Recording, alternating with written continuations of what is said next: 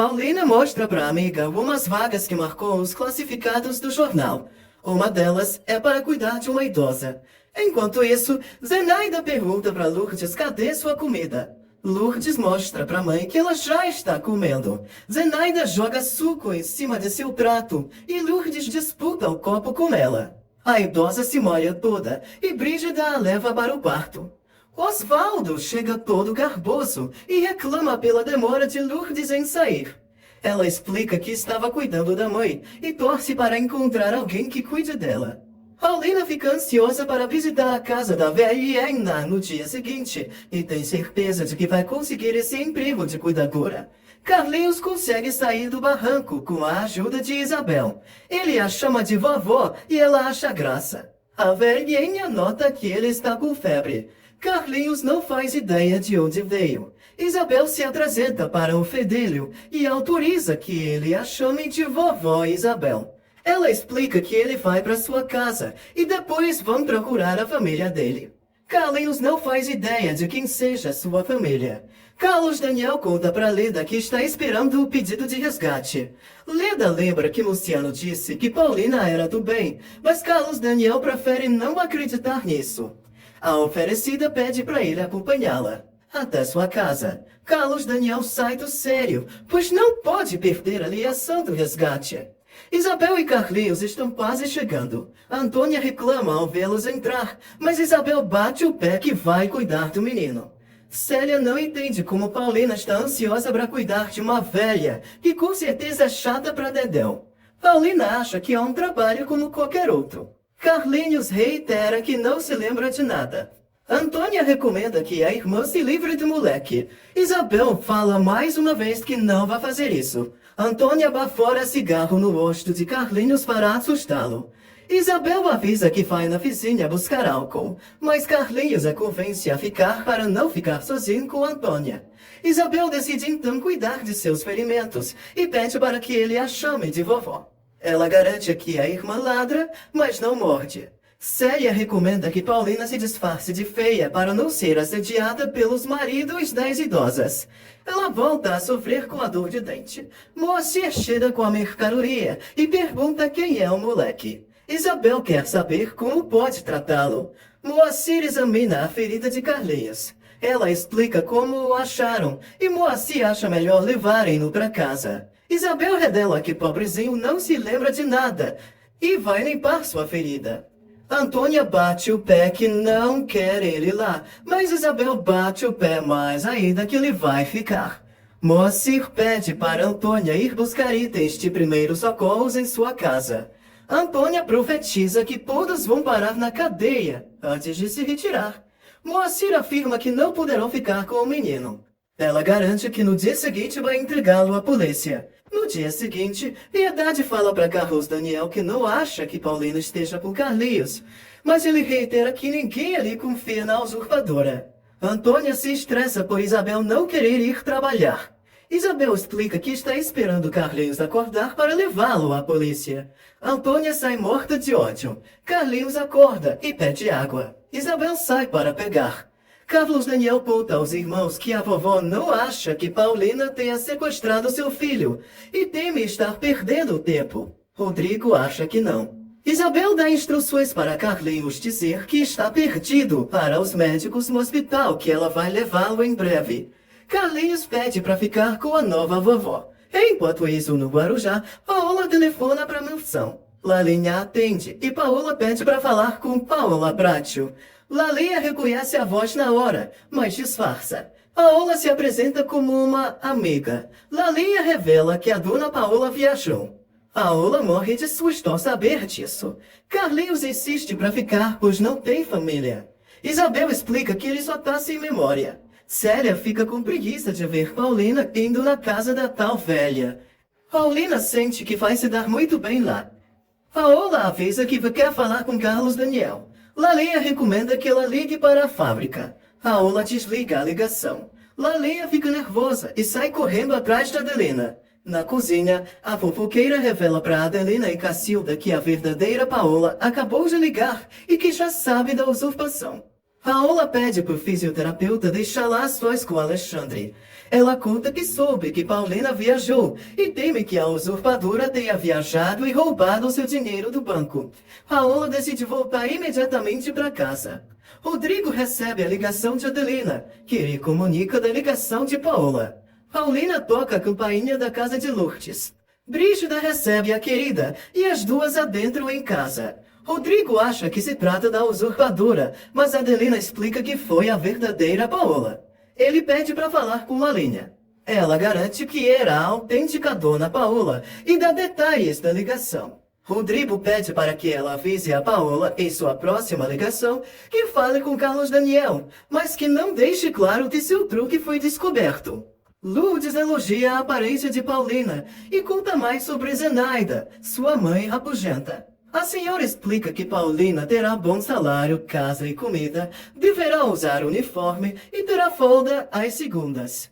Paulina fica pensativa se aceita. Rodrigo revela a todos que Paola telefonou para casa e falou com uma linha. Carlos Daniel fica perdido. Rodrigo sugere que deixem Paola voltar. Stephanie recusa veementemente essa hipótese, mas Rodrigo explica que essa é a única forma de pegá-la junto à usurpadora. Paulina aceita o trabalho. Lourdes se apresenta e pede para Paulina começar já, mas ela não pode por ter coisas a fazer. Paulina então começará no dia seguinte. Nos Correios, Paola recebe suas cartas da caixa postal. No dia seguinte, a megera lê tudo e se pergunta se a viagem da usurpadora é uma fuga definitiva. Ela pega o telefone. Adelina revela a vovó Piedade da ligação de Paola. Carlos Daniel chega em casa com Rodrigo. O telefone toca e Lalinha atende. Paola pergunta por Carlos Daniel. Lalinha vê o patrão subindo as escadas e o chama para avisar que a verdadeira Paola está na linha. Rodrigo manda Lalinha pedir para Paola esperar.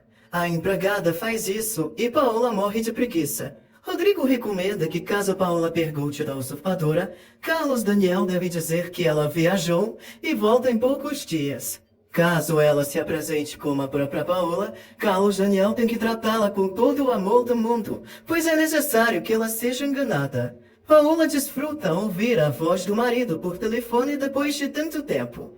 Piedade é informada da ligação de Paola. Adelina acha que a bruxa vai voltar, pois o prazo da troca já acabou. Carlinhos pede para Isabel não levá-lo à polícia. Moacir afirma ser necessário, mas o moleque diz que não consegue andar por causa de sua perna.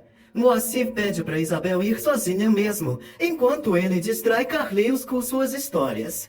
O querido decide contar de sua época de marinheiro, mas antes disso, acha bom dar o nome para o menino. Carlinhos ganha o nome de Grumete, que é um aprendiz de marinheiro. Isabel suspira, admirando seu netinho provisório. Paola decide não omitir que é ela, e Carlos Daniel disfarça o nervosismo ao falar com a verdadeira esposa.